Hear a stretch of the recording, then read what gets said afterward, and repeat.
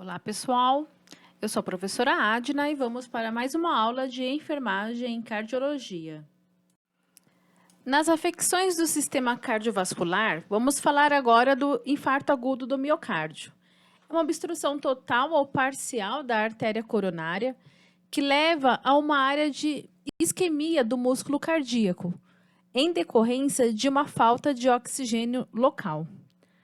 No esquema abaixo, vocês podem ver na imagem um ponto de obstrução, uma pequena área de isquemia.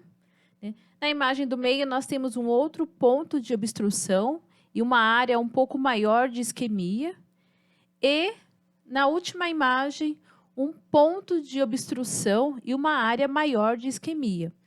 O que vai definir qual o tamanho da área de isquemia é a artéria obstruída, sendo ela total ou parcial. As principais causas do IAM são a aterosclerose, a embolia, e os principais fatores de risco são uma alimentação inadequada, o sedentarismo, a hereditariedade, o estresse, o tabagismo, a dislipidemia, obesidade, diabetes e também a hipertensão arterial sistêmica. Os principais sinais e sintomas são uma dor precordial com ou sem irradiação para o membro superior esquerdo, náuseas, vômitos, sudorese, arritmias, uma alteração no padrão respiratório, alterações de eletrocardiográficos e alterações de marcadores de necrose do miocárdio, que são as enzimas cardíacas. Porém, as alterações de eletro e as alterações de enzimas só são detectáveis dentro de um ambiente hospitalar, através de exames. Já o tratamento consiste em medicamento trombolítico, um medicamento que vai dissolver esse trombo, também medicamento antiagregante plaquetário, oxigenoterapia, repouso no leito, angioplastia, que é uma cirurgia de revascularização do miocárdio, uma cirurgia que pode trazer de volta o retorno venoso da área atingida.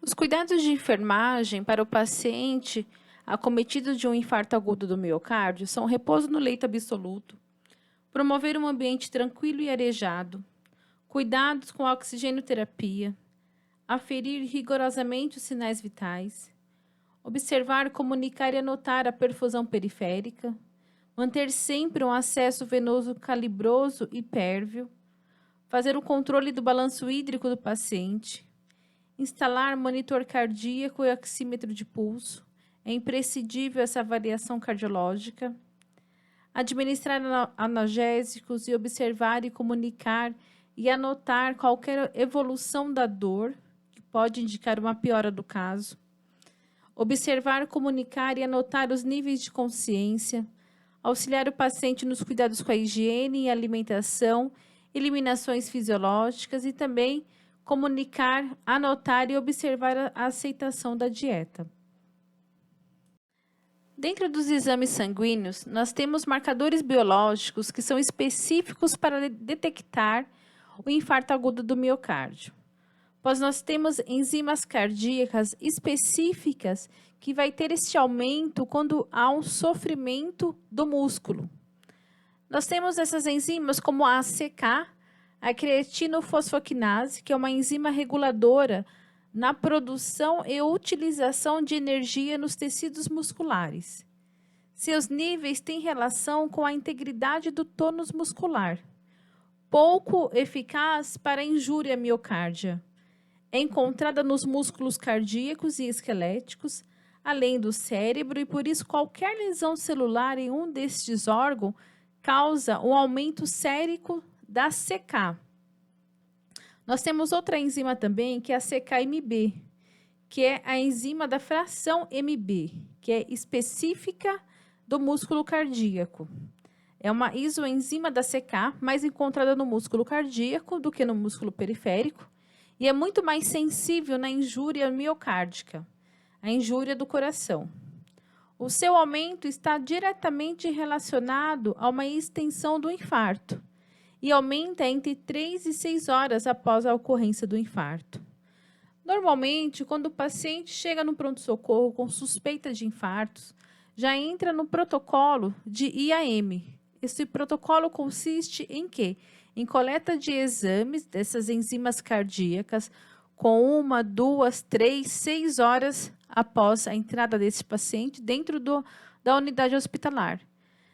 Estes exames eles são necessários para acompanhar a evolução dessas enzimas, porque de acordo com o crescimento, o aumento de enzimas, há uma injúria acometida no músculo cardíaco.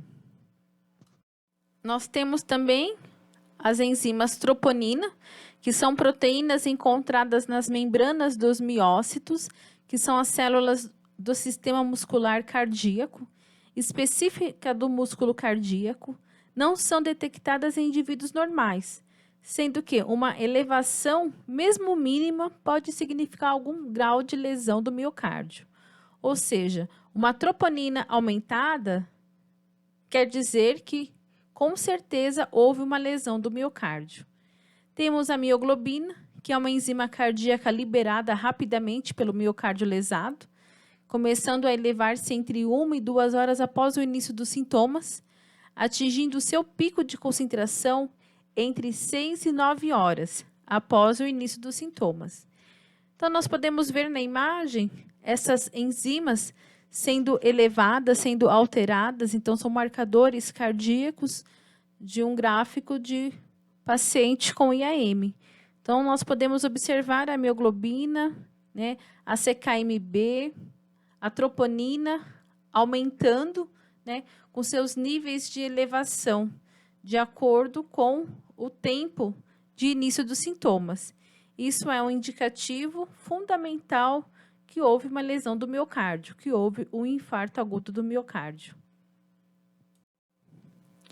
Então, nós temos os marcadores de enzimas cardíacas, né, o seu tempo de alteração inicial, a elevação do seu pico e o retorno ao estado normal dessas enzimas. Então, nós temos a mioglobina, a CKMB, a troponina I e a troponina T, que são exames específicos para avaliação do músculo cardíaco. Agora, de uma maneira mais simplificada, nós podemos visualizar nas imagens uma artéria coronária normal, com 25% de obstrução e com 85% de obstrução, onde ocorre um bloqueio dessa corrente sanguínea através do trombo, e o tecido cardíaco é lesionado através de uma interrupção do fluxo sanguíneo, onde ocorre, assim, a lesão do músculo cardíaco, o infarto agudo do miocárdio, levando a uma necrose celular. Quando ocorre uma lesão, uma alteração no músculo cardíaco, além das enzimas cardíacas alteradas, também ocorre uma alteração dos eletrocardiográficos. Então, nós podemos observar que vai ocorrer uma elevação do segmento ST, um aparecimento de onda Q, uma normalização do segmento ST e uma inversão de onda T. Tudo isso ocorre numa isquemia miocárdica, onde nós vamos observar na imagem ao lado essa inversão de onda T, uma depressão do segmento ST, uma lesão do miocárdio com uma onda T e elevação do segmento ST, e também no infarto do miocárdio, uma onda Q, uma elevação do segmento ST. São alterações específicas do eletrocardiográfico.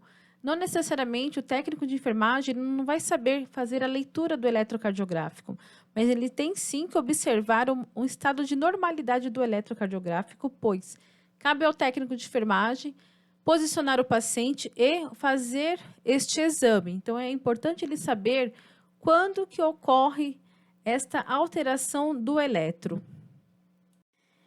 Então, nessa imagem, nós temos um desenho de uma morfologia normal do traçado do eletrocardiográfico e, de acordo com a lesão, nós vamos ter alterações de segmento, né? Alterações de onda T, elevação do segmento ST. Nós temos o complexo QRS na imagem de fases 2 e 3, onde nós podemos observar essas alterações de um outro modo, de um outro jeito, né? A alteração no segmento 1, ocorre uma necrose, alteração no segmento 2, ocorre uma lesão, e alterações no segmento 3, ocorre sim uma isquemia. Então, é importante a gente fazer a correlação entre as fases e o desenho do eletrocardiográfico, para a gente compreender a complexidade que é essa lesão do miocárdio. Então, nós temos aí uma alteração de eletro, onde eu mostro para vocês o normal do ECG, para vocês fazerem a comparação da onda que vocês estão encontrando para uma onda normal. É importante a gente sempre fazer essa comparação, compreender o que é normal para conseguir identificar o anormal. Então, aí nós temos, né, o paciente com 1 hora de dor, o paciente com 6 horas de dor e após 24 horas desse infarto, onde nós vemos várias alterações do eletro. E podemos observar também a onda Q, onde foi comentado anteriormente, a alteração de onda Q. Né? Visualizando o eletro normal, olha como muda totalmente diferente essa onda Q. Novamente, é preciso observar claramente um eletrocardiográfico normal para conseguirmos identificar um eletro anormal, um eletro de um paciente com infarto agudo do miocárdio. Este é ondas de eletro de um paciente normal, sem nenhum acometimento cardíaco. Então, podemos observar claramente todas as ondas. E assim, vamos identificar nas demais aulas, nos demais slides, o anormal. Então, temos aí um eletro de um paciente com IAM, né, com infarto agudo do miocárdio, apontado aí nas setas, essa alteração do segmento ST. E na imagem ao lado, circulado de vermelho, nós temos a alteração. Né? Podemos visualizar o que é o normal e, na imagem cinza, a alteração do paciente com infarto, onde podemos verificar claramente que há, sim, uma alteração de elevação. Né? Então, é importante a gente observar que somente na observação do eletro a gente consegue identificar esses traçados. Novamente, um outro eletro de um paciente pós-infarto agudo do miocárdio, onde está aí apontado, através de cores, várias alterações de eletro, né, que nós chamamos de supra de ST. Né? Então, nós temos numa imagem menor o eletro normal e na imagem maior todas as alterações de um paciente com infarto agudo do miocárdio, onde podemos identificar, né, agora já por cores, as alterações de eletro. E vamos falar um pouco das arritmias, né, que, por definição, são alterações do ritmo normal do coração. As arritmias podem ser assintomáticas ou sintomáticas, dependendo muito da intensidade e condições clínicas do portador. Né? Como arritmia, nós temos a taquicardia, que são arritmias em que a frequência atrial e ventricular é superior a 100 batimentos por minuto. Né? Então, nós temos aí, né, uma frequência rápida, né? Um traçado de eletro com uma frequência bem rápida numa taquicardia. Nós temos a bradicardia, que são alterações do ritmo cardíaco, onde a frequência cardíaca apresenta-se inferior a 60 batimentos por minuto. Então, são batimentos bem moderados, bem baixos.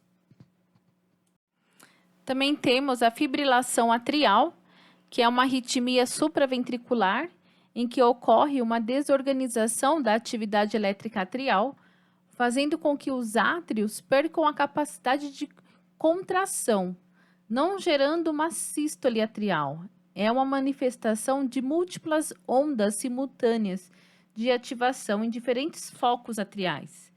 O padrão de atividade da fibrilação atrial é caótico e a frequência chega a 300 a 400 por minuto. É aproximadamente como se o coração ficasse tremendo o tempo todo, como se fosse uma gelatina que ficasse tremendo o tempo todo. Não tem uma contração, ele só fica com esses movimentos de tremores. Então, ele fica realmente bem caótico e tem atividade elétrica em vários focos, né? Não tem uma única atividade elétrica, tem vários focos ao mesmo tempo. Nós temos também o flutter atrial, que é caracterizado pelo fenômeno de reentrada, apresenta um ritmo regular, geralmente com frequências atriais em torno de 250 a 350 batimentos por minuto.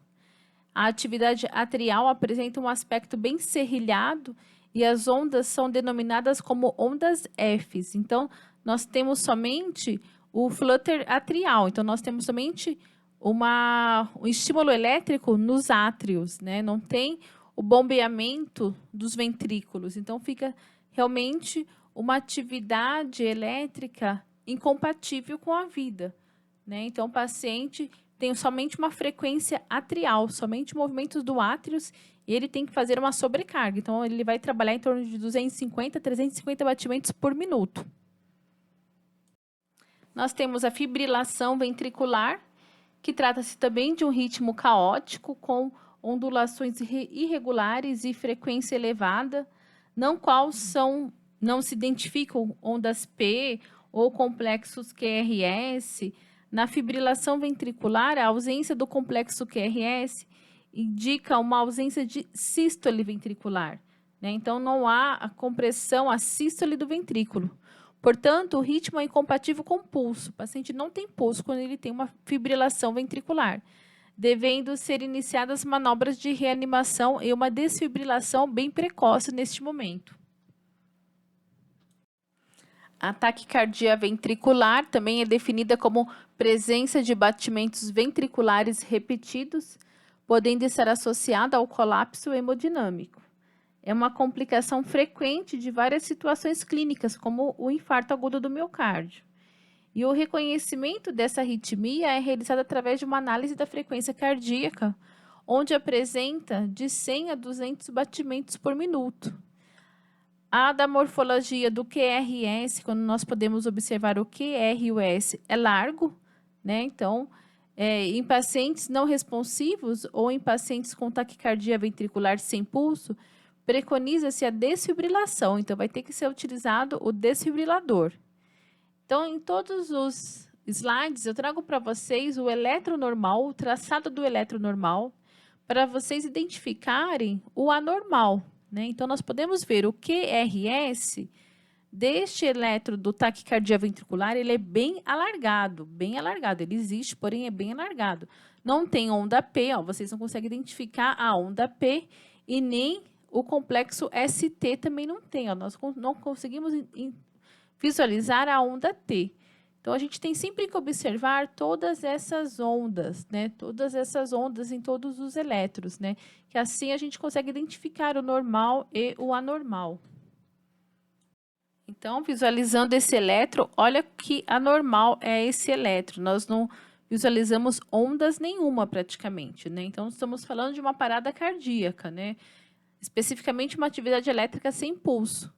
A parada cardíaca é definida como uma condição onde existe uma interrupção súbita e inesperada de deficiência absoluta de oxigenação por ineficácia circulatória ou cessação da função respiratória. Já a atividade elétrica sem pulso é uma presença de atividade elétrica organizada, porém com ausência de pulso. É um ritmo não chocável. É necessária uma correção de causa-base. Então, não adianta fazer o choque, desfibrilar o paciente, neste caso. Tem que fazer uma correção de causa-base quando houver, né? Então, aí você consegue identificar também que são ondas totalmente, né, incompatíveis com a vida. Nós temos também a assistolia, né, onde nós não conseguimos identificar nenhuma onda do complexo P, QRS, onda T, nós não vimos essas ondas no eletro. Então, a assistolia é uma total ausência de atividade ventricular contrátil, associada a uma inatividade elétrica cardíaca, né? É um ritmo não chocável também. Então, não adianta desfibrilar o paciente, é uma assistolia, um ritmo não chocável. Provavelmente, o paciente incompatível com a vida, o paciente foi a óbito. Vamos falar um pouco da aterosclerose coronariana e insuficiência coronariana. A aterosclerose coronariana é o nome do processo de endurecimento e obstrução da artéria coronária, que pode ser lento e gradativo, iniciando desde a infância e progredindo rapidamente na terceira década de existência, ou seja, após 30, 40 anos, sendo que em algumas pessoas não se torna ameaçador, até que a quinta ou sexta década de vida ocorra, até os seus 50, 60 anos. Uma pessoa que tem fatores de risco, como taxa de colesterol alta, triglicérides altos, obesidade, diabetes, hipertensão arterial, tem possibilidade de desenvolver o processo de aterosclerose coronariana. Esse processo pode ainda acarretar a insuficiência coronariana, que se caracteriza pela deficiência na irrigação do miocárdio, ocasionada pela diminuição da luz do diâmetro interno de uma ou mais artérias do coração, artérias coronárias.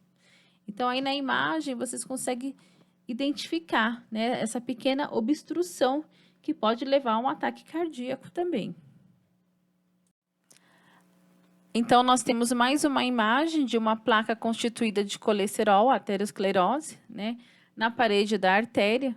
Né? Então, nós temos uma pequena obstrução e temos na imagem ao lado, né, um coágulo, uma artéria totalmente obstruída, né, por placas de gordura, né, por o colesterol, que nós chamamos. Aterosclerose é uma palavra grega que significa empastamento e endurecimento. Envolve, além do depósito de colesterol, o depósito de detritos celulares, de cálcio, de fibrina, que é o material de coagulação do sangue, na camada média da artéria. Uma placa aterosclerótica pode bloquear parcialmente ou totalmente o fluxo sanguíneo arterial. Duas coisas podem ocorrer quando uma placa é formada: um sangramento dentro da placa ou a formação de um coágulo na superfície da placa. Se um destes eventos ocorrer e bloquear uma artéria, irá acontecer um infarto, através de uma arteriosclerose. Então, nós temos uma outra imagem, né, uma gordura acumulada na parede da artéria, né, caminho de um infarto. Então, na imagem 1, nós temos o excesso de colesterol, que leva à formação de placas de gordura, chamadas de ateromas, na parede das artérias coronárias. Né? Esse sangue vai fluir cada vez mais devagar, com o engrossamento dessa placa. O coração sente a pouca irrigação sob uma forma de dor, né? Que é a famosa angina. Né? E, na imagem 3, a placa se quebra e, para cobrir a ferida, as plaquetas acodem para formar um coágulo de sangue, que nós chamamos de trombo. Né? E o coágulo é responsável pela total obstrução da artéria. Então, o sangue aprisionado deixa de irrigar o coração e ocorre o trombo, que ocorre o infarto agudo do miocárdio. Aí nós temos na outra imagem, né, um trombo formado. Né? Nós temos uma visualização de uma artéria, onde nós conseguimos observar os pontos de aterosclerose e o ponto do trombo formado. Em outra imagem, nós podemos visualizar um depósito de colesterol, né, a aterosclerose, essa ruptura da placa de aterosclerótica, o trombo realizado e o infarto agudo do miocárdio, né, onde nós podemos ver toda a formação, né, do ateroma, né, e da trombose acometida para levar o infarto agudo do miocárdio. Um dos tratamentos para essa desobstrução das artérias cardíacas é a angioplastia, através de um stent, que é um catéter, onde o médico vai implantar um catéter dentro da artéria. Este catéter, ele possui uma medicação própria, que vai desobstruir essa placa de ateroma, ou desobstruir esse trombo, e vai corrigir como se fosse uma tela, uma pequena mola nesta artéria, para que ela não cause a oclusão. Então, nós podemos visualizar uma imagem de antes e depois do stent aplicado. Vocês podem observar que antes a artéria ela é bem diminuída e depois do stent ela já está mais grossa, com o fluxo sanguíneo mais restabelecido. Nós podemos até visualizar todo o fluxo sanguíneo restabelecido. Então, este é a capacidade que esta angioplastia tem de ocorrer. Claro que não são em todos os casos, que pode ocorrer, de realizar esse tipo de cirurgia. Mas é um evento, uma cirurgia muito comum para pacientes acometidos de infarto agudo do miocárdio. Essa aplicação do stent de uma angioplastia só é realizado pela equipe médica dentro de um centro cirúrgico, numa sala específica de hemodinâmica. Vamos falar um pouco dos efeitos da insuficiência coronariana. Um sintoma mais comum de uma pessoa portadora de insuficiência coronariana, o que seria essa insuficiência coronariana?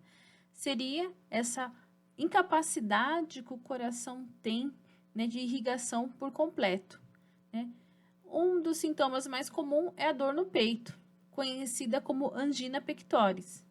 Esta é uma condição na qual o miocárdio não recebe a quantidade suficiente de sangue, resultando assim em dor no peito.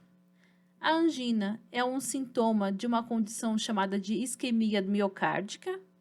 Ocorre quando o miocárdio não obtém uma quantidade suficiente de oxigênio para suprir suas necessidades para um dado nível de trabalho ou esforço. A angina pode ocorrer quando o fluxo de sangue para o coração é suficiente para as necessidades normais, mas insuficiente quando tais necessidades aumentam. Ela pode acontecer durante um exercício físico, fortes emoções ou exposição a temperaturas extremas, ao correr para pegar o ônibus, por exemplo. Então, a angina ela pode acontecer quando há necessidade de um pouco mais de esforço. Temos outras variações de angina também que pode ocorrer quando a pessoa estiver até mesmo descansando, que são outras variações de angina pectoris.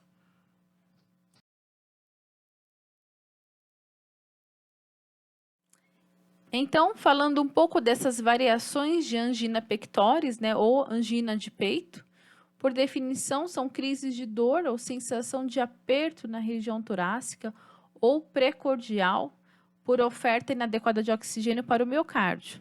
E nós temos alguns tipos de angina. A angina estável, que ocorre como consequência de esforços ou estresse emocional, quando a demanda por oxigênio é aumentada no miocárdio. E é aliviada em repouso, e nitroglicerina, que é uma medicação específica para tratamento de angina. A angina instável, o pré-infarto ou crescente, é o aumento progressivo de intensidade, duração e frequência das crises de dor, que pode ocorrer sem esforço algum. Não alivia com repouso, nem com medicamento próprio, que é a nitroglicerina, e pode durar mais de 10 minutos e pode levar, sim, a um IAM, a um infarto. Nós temos a angina noturna, que ocorre durante o sono devido a uma posição, pode ser através de uma insuficiência ventricular esquerda. Temos a angina refratária, que é uma angina grave e incapacitante, resistente ao tratamento convencional. Então, é uma angina que o paciente, mesmo com tratamento, ela não melhora. E temos uma isquemia silenciosa, que ela é totalmente assintomática, porém com sinais de isquemia ao teste de esforço. Somente com teste de esforço que ela é detectável, porque ela é totalmente assintomática, por isso que chamamos de isquemia silenciosa.